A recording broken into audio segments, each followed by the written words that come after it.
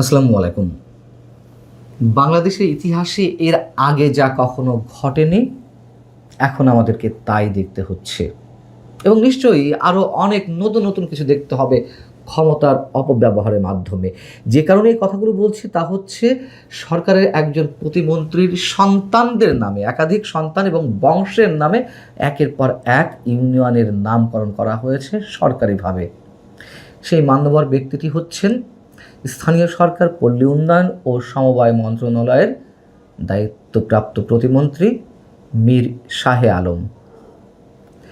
এবং এই যে নামকরণের বিষয়টি তা এরই মধ্যে গত রোববার 14 জুন বগুড়ার জেলা প্রশাসক তৌফিকুর রহমান স্বাক্ষরিত হয়ে গেজেট আকারে প্রকাশিত হয়েছে। আমরা তো ইতিহাস থেকে জানি যে এই অঞ্চলে একসময় জমিদারি প্রথা ছিল এবং সেই জমিদাররা তাদের ইচ্ছা অনুযায়ী খাজনা আদায় করা থেকে শুরু করে গ্রামের পর গ্রাম তাদের বংশ পরম্পরা নানান জনের নামকরণ করত বা হয়ে উঠত, জমিদার বলে কহাতো।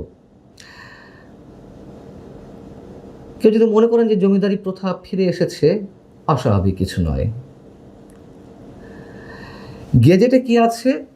বগুড়ার শিবগঞ্জ উপজেলায় 3টি ইউনিয়নের বিশেষ বিশেষ অংশ একত্রিত করে একটি নতুন ইউনিয়ন হয়েছে, তার নাম দেয়া হয়েছে মীরবাড়ি।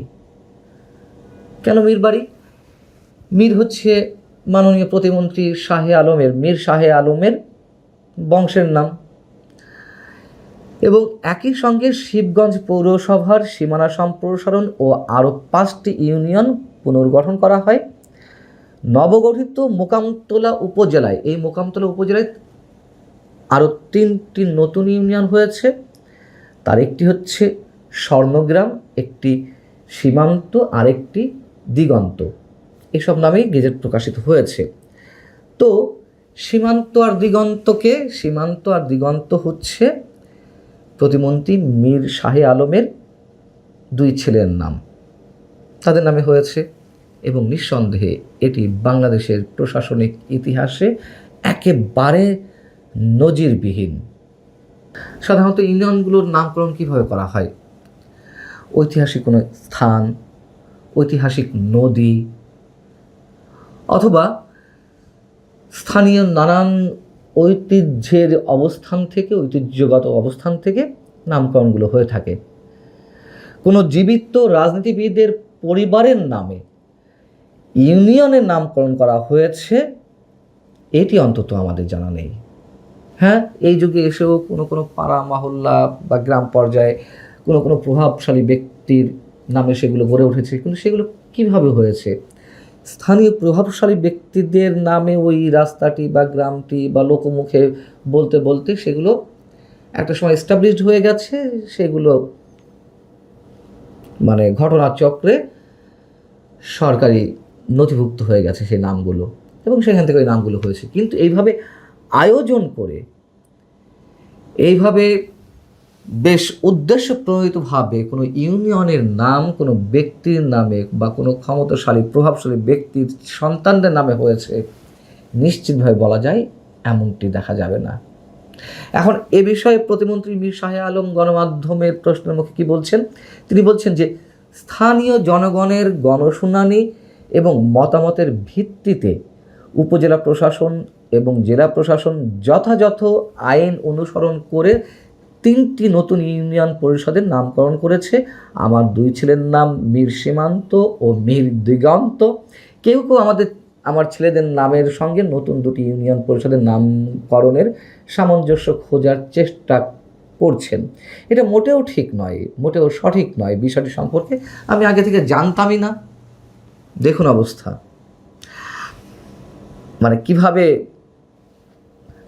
কথাগুলো কিভাবে আড়াল করা সম্ভব তিনি হয়তো নিজেও বুঝতে পারছেন না। যেমন প্রতিমন্ত্রী বংশের নাম মীর, বংশের নাম অনুসারে তার পৈতৃক বাড়ির নাম মীরবাড়ি এবং নতুন ইউনিয়নের একটির নামকরণ করা হয়েছে মীরবাড়ি। এখন এসব বিষয়ে কথা বলতে গিয়ে উপজেলা নির্বাহী কর্মকর্তা শিবগঞ্জ উপজেলার নির্বাহী কর্মকর্তা জিয়াউর রহমান তিনি বলছেন, মোকামতলা উপজেলায় দেউলি ইউনিয়ন ভেঙে 2টি ইউনিয়ন করা হয়েছে, তাই দেউলির সাথে নাম করিয়ে একটি নামকরণ করা হয়েছে দিগন্ত। এটা কোনো যোগসূত্রতা আছে? আর কি, আর সৈয়দপুর ইউনিয়ন সোনাতলা ও গাবতলী উপজেলা সীমান্তবর্তী এলাকায় হওয়ায় ওই ইউনিয়নের নাম করা হয়েছে, নতুন যে ইউনিয়নটি হয়েছে তার নামকরণ করা হয়েছে সীমান্ত। খুব ভালো কথা। কিন্তু যখন জিজ্ঞেস করা হলো যে আপনারটা মানলাম, যেভাবে মিলিয়ে বলছেন দেউলি থেকে দিগন্ত, সীমান্তবর্তী এলাকা বলে সীমান্ত, কিন্তু মীরবাড়ি কেন হলো ইউনিয়নের নাম? তখন আর তিনি কোনো কথা বলছেন না, তখন মুখে কুলো পেটে বসে থাকলেন। এই যে ক্ষমতার অপব্যবহার, এই যে ক্ষমতার অপচর্চা কোন পর্যায়ে যাচ্ছে? ক্ষমতার অপব্যবহার তো আমরা প্রতিটি সরকারের সময় দেখি। এবং শুধু যদি নামকরণ নিয়ে বলতে হয়, হ্যাঁ অবশ্যই, মানে আওয়ামী সরকারের সময় বঙ্গবন্ধু পরিবারের সদস্যদের একের পর একজনের নামে নানান ধরনের স্থাপনা গড়ে উঠেছে, বিভিন্ন হলের নামকরণ করা হয়েছে, বিভিন্ন বিশ্ববিদ্যালয়ের নামকরণ করা হয়েছে, অস্বীকার করছি না, সেগুলো আমি এগুলো সার্টিফাই করার চেষ্টা করছি না, হয়েছে। কিন্তু এরকম ইউনিয়ন তো না, গ্রাম তো না। এবং তার পরবর্তীতে আমরা কি দেখলাম? ডক্টর ইউনূসের যে জঙ্গি শাসন, সেই শাসনের সময় বঙ্গবন্ধু থেকে শুরু করে বঙ্গবন্ধু পরিবারের সদস্যরা তো বটেই, কবি জীবনানন্দ দাশের নামে খুলনার কোনো কোনো বিশ্ববিদ্যালয়ের কোনো কোনো হলের নাম ছিল, কিংবা বিজ্ঞানী থেকে শুরু করে আরও কবি সাহিত্যিক বা ঐতিহাসিক ব্যক্তিদের নামে বিভিন্ন স্থাপনা ছিল, সেগুলো সব উঠিয়ে দেওয়া হয়েছে।